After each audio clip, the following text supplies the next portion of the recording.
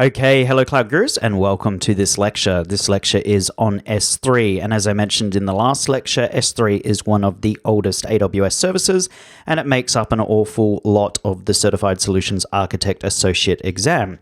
So what is S3? Well, S3 basically stands for Simple Storage Service. So it's three S's, that's why it's called S3, and it provides developers and IT teams with secure, durable, highly scalable object storage. And S3 is easy to use with a simple web services interface to store and retrieve any amount of data from anywhere on the web.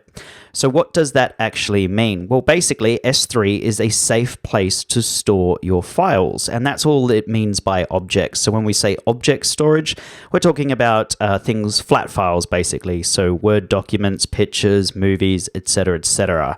So S3 is basically a safe place to store your files. It's object-based storage, and the data is spread across multiple devices and multiple facilities. And so the basics of S3 are as follows. It's object-based. It allows you to upload files, and your files can be anywhere from 0 bytes all the way up to 5 terabytes. There is unlimited storage, and files are stored in these things called buckets. Now, when I first heard about buckets, it sounded a bit strange, but a bucket is basically just a folder. That's all it is. So it's a folder in which to put your files. Now, the thing about buckets is that S3 is essentially a universal namespace. So buckets must be unique globally. And the reason for that is when you create a bucket, it's going to get a web address.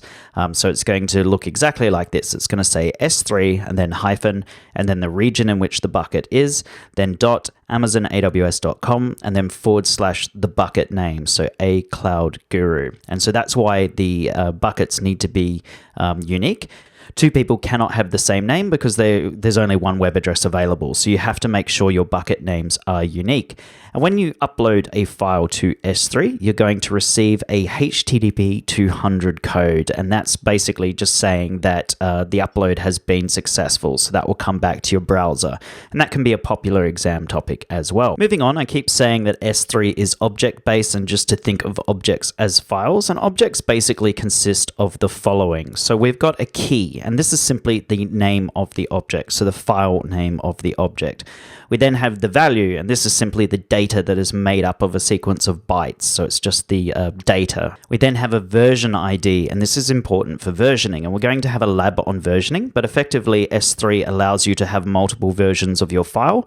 So you could have version 1, which says Hello Cloud Gurus, and then you could go in and upload a file with the same name and change the file so it says Hello Cloud Gurus, welcome to version 2 or something like that. And then you'll have both versions of the object in S3, and you'll be able to do version control. So you could go back to a previous version. So S3 allows you to do versioning. And like I said, we're going to have a lab on that. We also then have metadata. If you've never heard the term metadata before, it just simply means data about data. So it's data about the data that you're storing. So you may say, okay, this object belongs to the finance department. This is our payroll spreadsheet, something like that.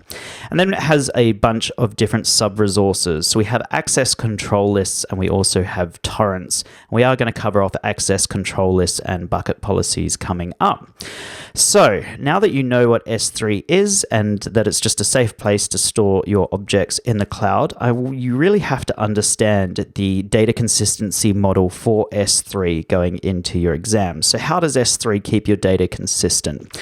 Well, basically, S3 has two things. It has read after write consistency for puts of new objects, and then it has eventual consistency for overwrite puts and deletes.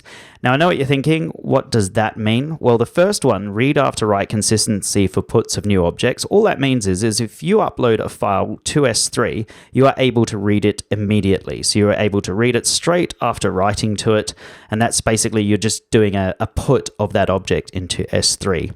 Now, if you were good to go in and basically update that object or delete that object, so overwrite that object, then it's only going to be eventual consistency. So let's say we've got version 1 of a file, and then we upload version 2, and you immediately try and read that object. basically what's going to happen is you might get version 1 or you might get version 2. But if you wait like a second, you're always going to get version 2. So there's an eventual consistency for overwrite puts and deletes. So only when you're overwriting a file or you're deleting a file, eventually it's going to be consistent. That's all that means. So you have read after write consistency for puts of new objects, and you have eventual consistency for overwrite puts and deletes. So in other words, if you write a new file and read it immediately afterwards, you'll be able to view that data. And if you update an existing file or delete a file and read it immediately, you may get the older version or you may not. Basically, the changes can take a little bit of time to propagate. So what are the S3 guarantees? What does Amazon guarantee from S3? Well, it's built for 99.99% availability, and Amazon will guarantee 99.9% availability. And Amazon guarantees 99.9999. I'm not going to say it, but basically this is referred to as 11 nines because there's 11 nines there. Durability for S3. So just remember 11 nines. And what does that mean? Well, that means if you put your object up in S3, it's very, very unlikely that it's going to be lost. It's only going to be lost 1 in however many nines that is. So it basically guarantees the durability of your object. And then S3 has this following features. So it's got tiered storage. So it's got different storage tiers. And this is a fundamentally important topic going into your Certified Solutions Architect exam. This is worth like 4 or 5 points. You need to know the different tiers, and we'll come on to that in the next slide.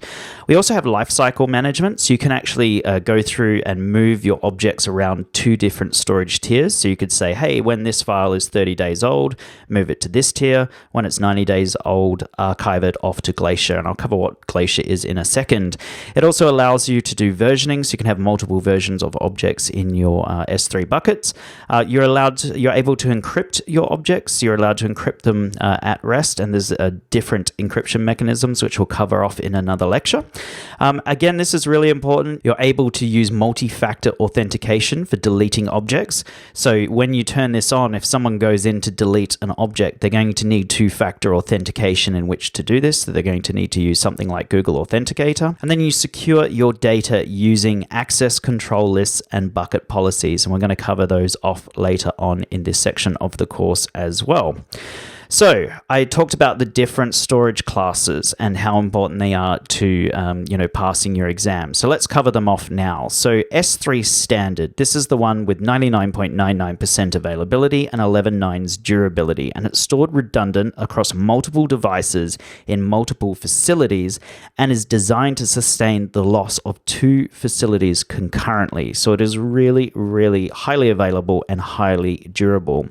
We then have S3 infrequently accessed, and this is basically for data that is accessed less frequently but requires rapid access when you need it. So you get a lower storage fee than S3, but you are charged a retrieval fee. So if you've got data that you need to be able to instantly access, but you pretty much don't use that data regularly, maybe you only need to check it at the end of every month, then you'd want S3 infrequently accessed.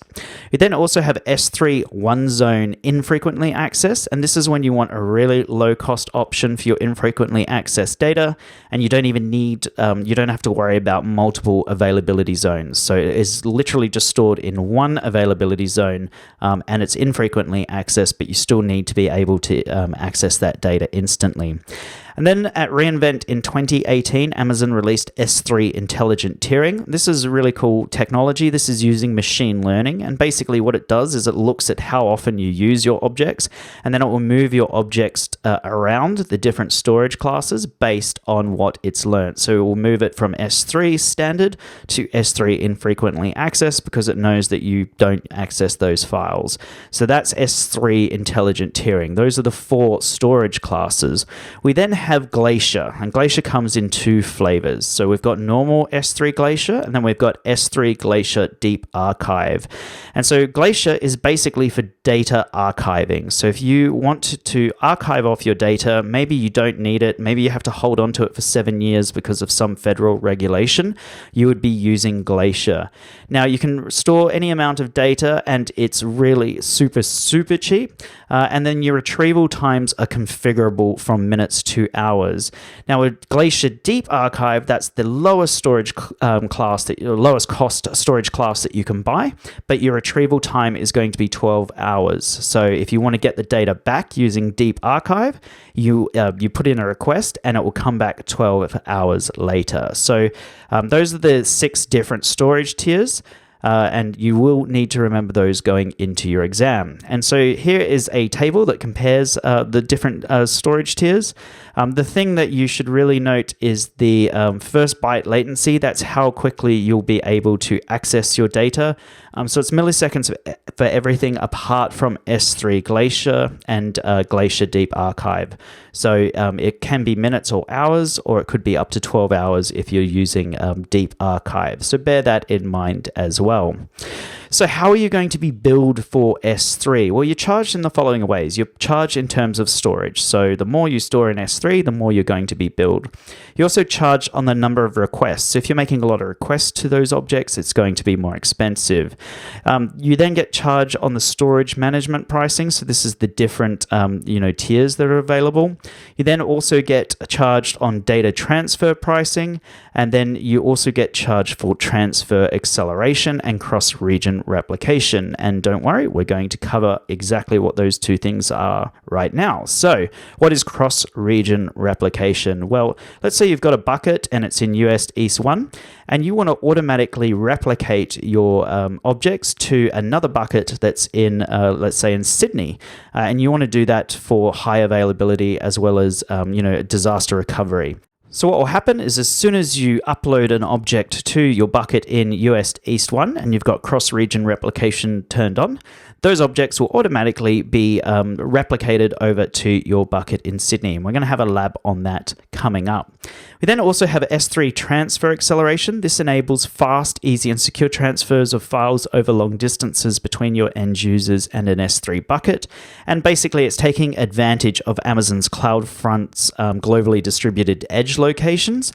And then the data arrives at an edge location. It's routed to Amazon S3 over an optimized network path. And essentially what they're doing is they're using the Amazon backbone network. So let's have a look at how this works. We've got our users all around the world, and then we've got our edge locations. And essentially, if you turn on transfer acceleration, they are uploading those their files to the edge locations rather than to the S3 bucket itself. And then this goes over Amazon's backbone network, so Amazon's own network, straight back to where your bucket is located. And can really speed up your users' upload times. And we're going to have a lab on that, and we're going to see how it works from all the different locations in the world coming up in this section of the course. So you've done really, really well. We're at the end of this lecture. Let's look at my exam tips. So just remember that S3 is object-based. It allows you to upload files. Those files can be 0 bytes to 5 terabytes in size. There's unlimited storage, and your files are stored in these things called buckets. And a bucket is basically just a folder in the cloud. Now, each bucket has to have its own unique name, and that is to say that S3 is a universal namespace. So you must have a unique name for your buckets. And your link, when you create a bucket, it's going to generate a HTTPS link, and it's going to look like this. So it's going to be S3-EU West-1, so S3 and then the region, and then .amazonaws.com / and then your bucket name. Moving on, just remember that S3, because it is object-based, it's not suitable to install an operating system or a database on. So it's not, that's not that type of storage. For that, you will want block-based storage. This is object-based storage. So essentially, it's only used to store files. You're not going to install an operating system on S3, and you're not going to use it to host a database. And when you successfully upload an object to S3, you're going to get a HTTP 200 status code. Also, remember that you can protect your objects by turning on multi-factor authentication delete. That's really important to remember going into your exam. So that's how you can protect your objects so that somebody doesn't go in and accidentally delete them. They'll need to do multi-factor authentication.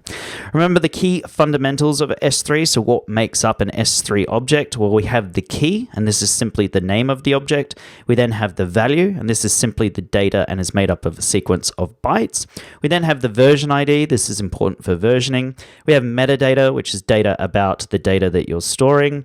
We then have some sub-resources within here. So we've got access control lists and torrents. And that access control list basically is the permissions of that object. And you can lock each object down individually. So you can do it at a bucket level, and you can also do it at an object level as well. We're going to cover that off later on in the course. Now, this is really important to remember the consistency model. So it's read after write consistency for puts of new objects. So as soon as you create a new object, you'll be able to read that object immediately. But if you update an object or delete an object and you try and read it immediately, you're going to only get eventual consistency. So you might get the older object, or you might still see the deleted file. But if you wait about a second, it's going to be consistent. So you get eventual consistency.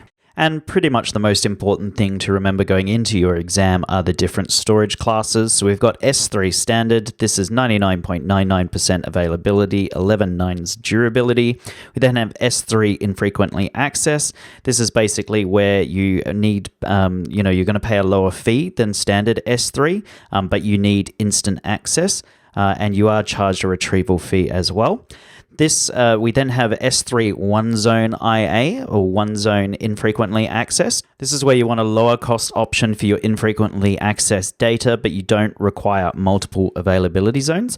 And just so you guys know, prior to S3 one zone infrequently accessed, we had a storage class called S3 reduced redundancy storage, or RRS. That service still does exist, but it is being phased out. I just did the exam the other day, and I was surprised to see it still mentioning RRS because it is being phased out. But just think, if you do see RRS in your exam, just think of S3 one zone infrequently accessed storage. That's basically more or less the same service. They're not quite the same because they have different availability, SLAs, etc. But essentially, it's a place where you put your files where you don't care if you're going to lose them. If durability is not an issue, you just want cheap cost of storage, then you want S3 one zone IA, or sometimes it's referred to as S3 RRS. We then have S3 intelligent tiering, and this is basically using machine learning, and it will move objects around the different tiers of S3 to maximize your cost savings. We then have S3 Glacier. This is for data archival, and you can configure your retrieval times. It can be anywhere from minutes to hours. And then if you want the lowest cost storage available, then you want S3 Glacier Deep Archive, and this is Amazon's lowest cost storage class where a retrieval time of 12 hours is acceptable. And then finally, the one thing I would say is go and read the S3 FAQs before taking the exam. S3 makes up quite a bit of the exam. It's going to come up an awful lot. So just have a read through the S3 FAQs. Now, of course, the best way to learn anything with AWS is to get our hands dirty. So in the next lecture, what we're going to do is going to go in and create an S3 bucket. So if you've got the time, please join me in the next lecture. Thank you.